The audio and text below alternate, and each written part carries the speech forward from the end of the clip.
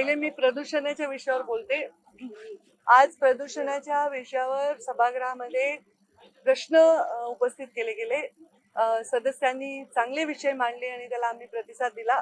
सगळीकडे सातत्याने मुंबईच्या प्रदूषणाचा विषय असा ऐरणीवर आला आहे आणि प्रचंड प्रदूषण आहे अशा प्रकारची चर्चा आहे. या संदर्भामध्ये माहिती देत असताना मी सर्वांना एवढंच सांगेन की आमच्या प्रदूषणासाठी समीर हे ऍप आहे आमचं. त्या ऍपमध्ये आपण ती सगळ्या पत्रकारांनी देखील डाउनलोड करा. ते आपल्याला आपल्या मोबाईलवर ऍप ठेवता येईल. तुम्ही जिथे आहात तिथे रिअल टाइम तुमच्या लोकेशन प्रमाणे तुम्हाला तिथली प्रदूषणची लेवल कळेल आणि तेच ऑथेंटिक सेंट्रल पोल्युशन कंट्रोल बोर्डाच्या मान्यता प्राप्त असं ऍप आहे.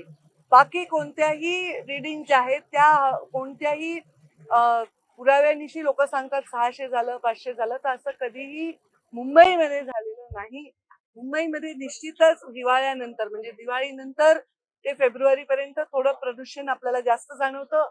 त्याला मुख्य कारण प्रदूषणाचा ह्युमिडिटीच्या वाढण्यामुळे आणि टेम्परेचर कमी असून प्रेशर वाढल्यामुळे कुठेतरी एक स्मॉग तयार होतो.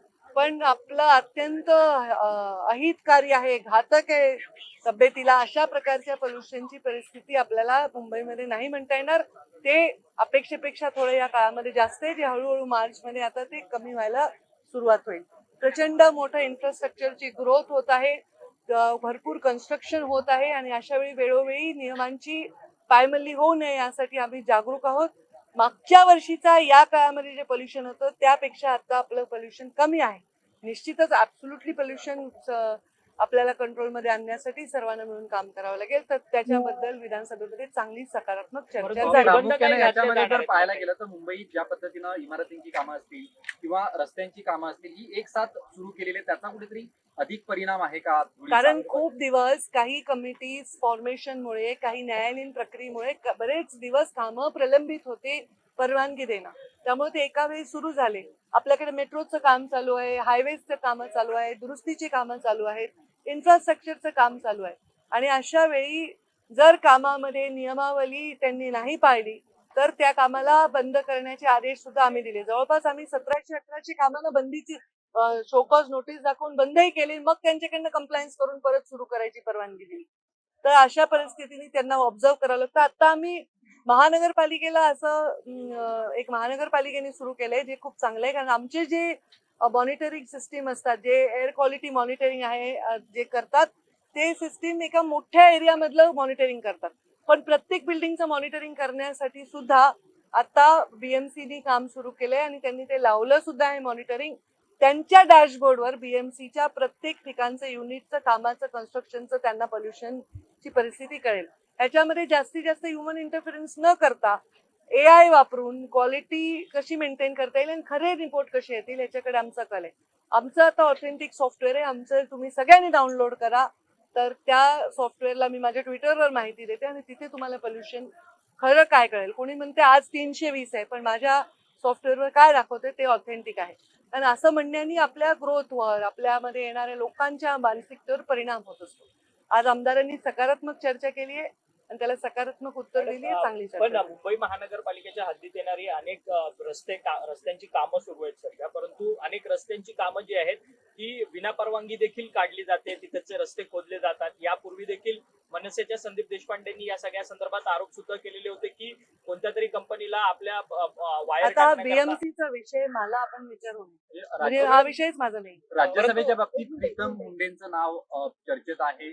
पुन्हा एकदा संधी त्यांना दिली जाऊ शकते का? हे पहा, राज्यसभेच्या बाबतीत अनेक नावं चर्चेत आहेत. तर त्यामधलं एक नाव प्रीतम मुंडे यांचं आहे. कारण त्या खासदार होत्या 10 वर्ष आणि यावेळी पक्षाच्या आदेशानुसार मला त्यांनी लोकसभा लढवली होती आणि नॅचरली प्रीतमताईंनी उपाध्यक्ष म्हणून परदेशाचं काम केलंय, खासदार म्हणून केलंय. त्याचबरोबर अनेक नावं आणखी पण चर्चेत आहेत. तर आता बाकी निर्णय आमचे सर्व नेते करतील आणि ते निर्णय योग्य करतील अशी आमची अपेक्षा आहे. विरोधक असं म्हणतायत की प्रदूषण मागच्या काही वर्षांच्या तुलनेत वाढलं आहे. तुम्ही जे म्हणतायत ऍप नुसार किंवा मग तुम्ही जो माहिती घेतली त्यानुसार ऑन कर बरं ते ऍप आता खरंच त्यांच्या मोबाईलवर डाउनलोड कर. खरंच वाढले असं? हे पहा, एक परिस्थिती अशी असते आपल्याकडे जेव्हा दिवाळी होते, दिवाळीनंतर ते जानेवारीपर्यंत प्रदूषण थोडंसं जास्त येतं, एअर पोल्युशन. त्याचं कारण असतं वातावरणात थंडी असते आणि जे प्रदूषण होतं ते आपल्याकडे समुद्रामध्ये जर कमी दाबाचा पट्टा असेल तर ते निघून जातं. पण समुद्रामध्ये हाय प्रेशर सुरू झालं तर ते प्रदूषण इकडेच रेंगाळतं आणि ह्युमिडिटी असल्यामुळे आणि थंडी असल्यामुळे ते हवेच्या मध्य लेवलला येऊन स्थिर होतं. म्हणून ते दिसायला आपल्याला दिसतं की क्लॅरिटी नाही. पण जर तुम्ही मेजर केलं तर ते काही म्हणजे माणसाला हानिकारक या कॅटेगरीत जात नाही बऱ्याच अंशी. काही एरियामध्ये जातं, पण मी नाही म्हणणार कारण प्रदूषण हा विषय असा नाही की आपण जादूची कांडी फिरवली कमी होईल. ते सगळ्यांनी म्हणून करायचा विषय आहे आणि वेगवेगळ्या जसं ट्रान्सपोर्टेशन आहे, कन्स्ट्रक्शन आहे, इन्फ्रास्ट्रक्चर आहे, या सगळ्या वॉटर पोल्युशन आहे, ह्या सगळ्या गोष्टींना वेगवेगळ्या पद्धतीने हाताळायचं. आणि त्याच्यामध्ये आम्ही फक्त विसल ब्लोअरचं काम करतो, बाकी कामं हे लोकल बॉडीज करतात.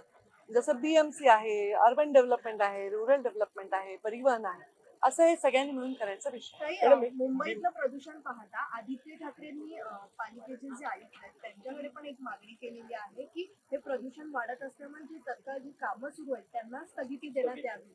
आम्ही अनेक कामांना स्थगिती दिली आहे. ज्यांनी कामाची नियमावली नाही पाळली, म्हणजे प्रदूषण का होतं, कामं होत आहेत म्हणून नाही होत, तर कामांना नियम नाही पाळत. एकदा मी स्वतःच कोस्टल हायवेला नोटीस देऊन बंद पाडलं होतं कारण त्यांचं उघड्यावर होतं ते सिमेंट आणि ते उडत होतं. तर त्यांनी त्याच्यावर वॉटर स्प्रे केला पाहिजे, कव्हर केलं पाहिजे, हे सगळं अपेक्षित आहे. त्यामुळे आपण जिथे नियमाची पायमल्ली होते तिथे आपण नोटीस देऊन काम बंद पाडतो. ते नियमाचं कंपायलेशन करून ते नियम करायला सुरुवात केली की आम्ही त्यांना परवानगी. तुमची car, electric panel, data server आगीपासून सुरक्षित आहे का? नाही? मग आजच बसवा F protect temperature activated fire suppression device. यामध्ये आहे eco friendly non toxic pressurised liquid जे आग लागल्यास क्षणार्धात ऍक्टिव्हेट होऊन आगीवरती मिळवते नियंत्रण. बसवण्यास अतिशय सोपे आणि सुटसुटीत टेकालिपचे एक दर्जेदार उत्पादन एफ प्रोटेक्ट.